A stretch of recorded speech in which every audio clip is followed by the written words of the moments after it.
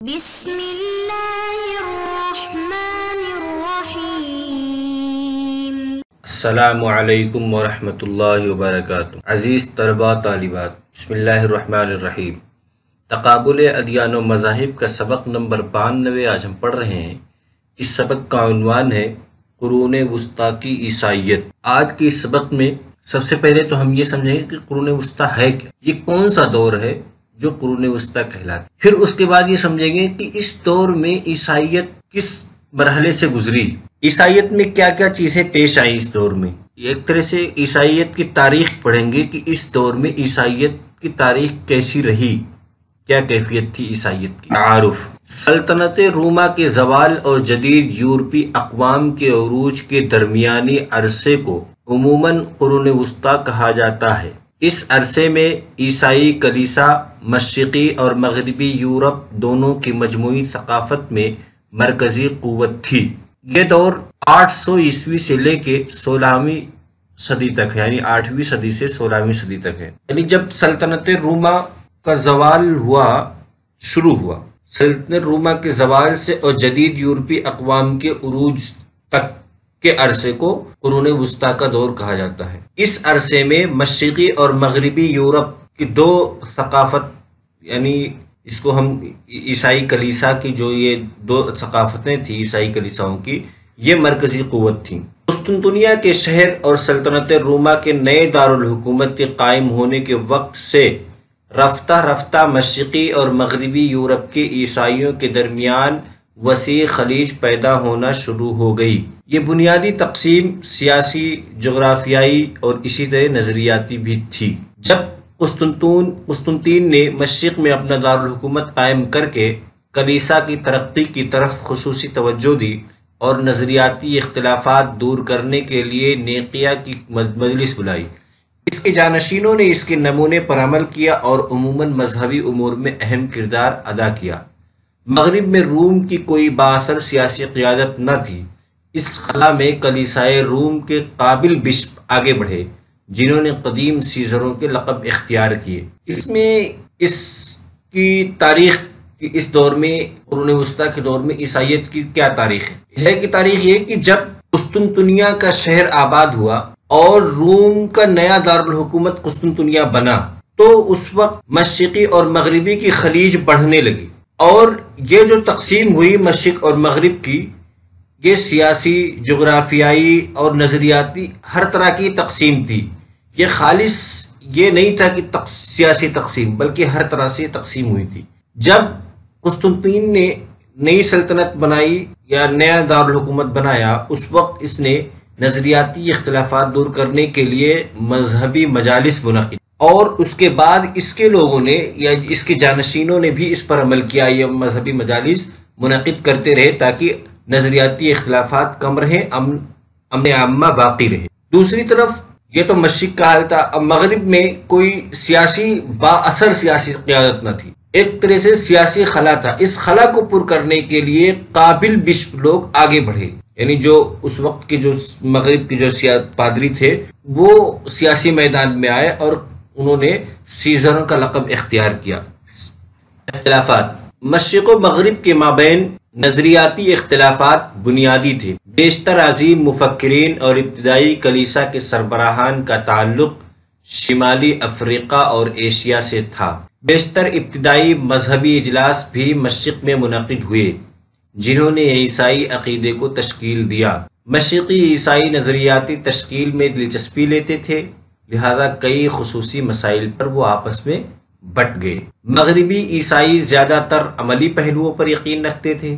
مشرقی علماء دین حضرت عیسیٰ علیہ السلام کی الوہی فطرت پر، جبکہ مغربی مفکرین ان کے انسان ہونے پر زور دیتے تھے۔ یعنی اس میں بتایا گیا کہ مشرقی اور مغربی کلیساؤں کے درمیان یا مشرقی عیسائی اور مغربی عیسائیوں کے درمیان اختلافات بڑھے، اور یہ جو اختلافات تھے یہ نظریاتی اختلاف تھے۔ بنیادی طور نظریاتی اختلافات اس طرح سے تھے کہ مشرقی عیسائی، جو اس وقت کے مشرقی عیسائیوں کے جو سربراہ تھے، مذہبی سربراہ، وہ عموماً شمالی افریقہ اور ایشیائی سے تھے، ان کا کام یہ تھا کہ یہ نظریاتی باتوں میں دلچسپی لیتے تھے، بحث و مباحثہ ان کا اہم مشغلہ تھا، اس لیے یہ بہت سے مسائل میں آپس میں بھی بٹے، اور ان مغربی اور عیسائی علماء عملی پہلوؤں پر یقین رکھتے تھے مغربی علماء۔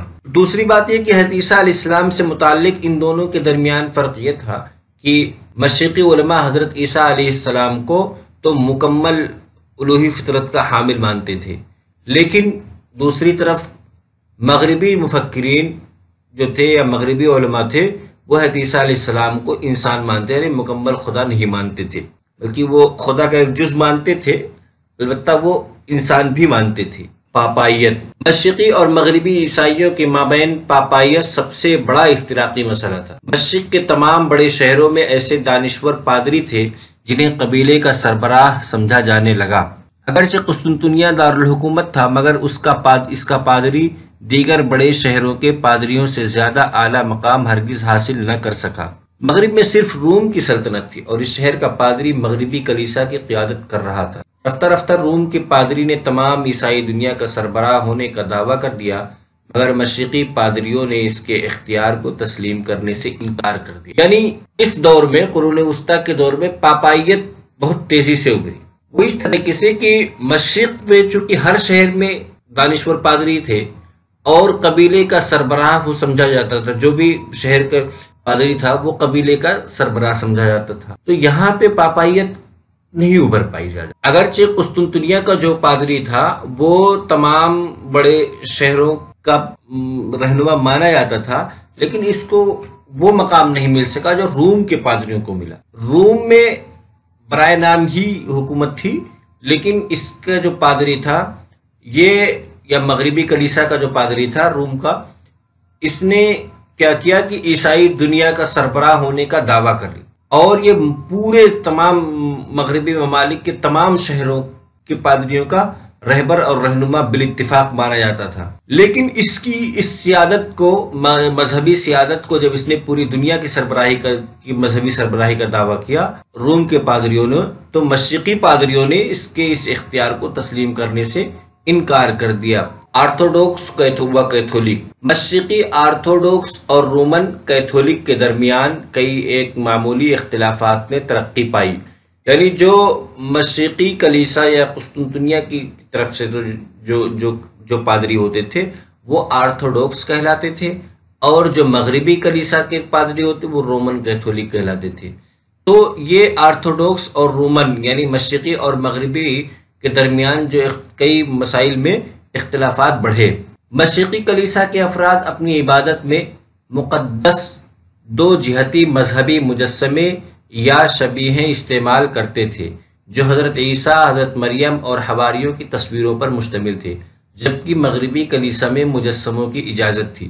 یعنی کہ مشرقی کلیسا میں مجسموں کا استعمال بہت ہی کم ہوتا تھا، صرف دو جہتیں ہوتی تھی، یا وہ بالکل مجسمے بھی نہیں ہوتے تھے یا شبیہیں ہی ہوتی تھیں، لیکن مغربی کلیسا میں مجسموں کی عام اجازت تھی، عبادت میں اس کا عام استعمال ہوتا تھا۔ دوسری بات، مشرقی افراد غوطے کے ذریعے بپتسمہ کرتے، جبکہ مغرب میں یہ کام پانی چھڑکنے سے کیا جاتا تھا، کہ صرف انسان کے اوپر وہ مقدس پانی چھڑک دیا جاتا تھا تو وہ بپتسمہ کی رسم ادا ہو جاتی تھی، لیکن مشرق میں ایسا نہیں، باقاعدہ ڈبکی لگانی پڑتی تھی۔ مشرق میں اجتماعی کھانے پر لوگوں کو روٹی اور شراب دونوں پیش کیے جاتے تھے، جبکہ مغربی کلیسا کے لوگ صرف روٹی پیش کرتے تھے۔ اجتماعی کھانے پر مشرق میں روٹی اور شراب دونوں، اور مغرب میں صرف روٹی پیش کی جاتی تھی، شراب نہیں۔ مشرق میں پادری بنانے کے عمل سے پہلے شادی کی اجازت دے دی جاتی، جبکہ مغربی کلیسا تجرد پر اصرار کرتا تھا۔ یعنی مغربی کلیسا کے اندر رہبانیت کی صفت زیادہ پائی جاتی تھی۔ رہبانیت کی صفت کا مطلب یہ کہ پادری کے لیے مجرد ہونا ضروری تھا، اور مشرق میں ایسا نہیں تھا، اس کو شادی کرنے کی اجازت تھی، وہ پادری بننے سے پہلے شادی کر سکتا تھا۔ لیکن یہاں مغربی کلیساؤں میں یہ تھا کہ اگر وہ اسے پادری بننا ہے تو پادری بننے سے پہلے وہ شادی شدہ نہ ہو۔ مشرقی کلیسا یونانی زبان کو اپنی عبادت کے لیے استعمال کرتی، جبکہ مغربی کلیسا 20ویں صدی کے وسط تک لاطینی زبان استعمال کرتی رہی۔ یعنی مشرقی کلیسا کی زبان یونانی تھی اور مغربی کلیسا کی زبان لاطینی تھی، روم کی جو زبان تھی۔ نقصان کہ اس صدی میں ان کا نقصان کیا ہوا، 8 صدیوں۔ قرون وسطیٰ میں مشرقی و مغربی کلیساؤں میں زبردست اختلاف قائم رہنے کا نتیجہ یہ نکلا کہ مغربی عیسائی مختلف حملہ آوروں کو روکنے اور مغرب کی تعمیر میں مصروف رہے، اور مشرق کی تمام سلطنتوں پر اسلام کا قبضہ اقتدار ہو گیا۔ یعنی ان کو دونوں طرف سے نقصان ہوا، مغرب کے لوگ بھی نقصان میں رہے اور مشرق کے لوگ بھی نقصان میں رہے۔ خلاصہ، اس سبق کا خلاصہ یہ ہے کہ اس سبق میں سب سے پہلے ہم نے قرون وسطیٰ کا تعارف پڑھا، پھر اس کے بعد اس کی تاریخ پڑھی کہ کیا اس میں ان کی عیسائیت کی کیا تاریخی حیثیت ہے، پھر ان میں جو اختلافات تھے وہ اختلافات کیسے کیسے تھے، کن کے بیچ اختلافات تھے، پاپائیت کا کیا کردار رہا اس دور میں یہ پڑھا، پھر آرتھوڈوکس و کیتھولک کے بارے میں پڑھا کہ ان دونوں میں اس دور میں کیا گل کھلائے، پھر نقصان اس صدی میں، ان 8 صدیوں میں قرون وسطیٰ کے دور میں عیسائیت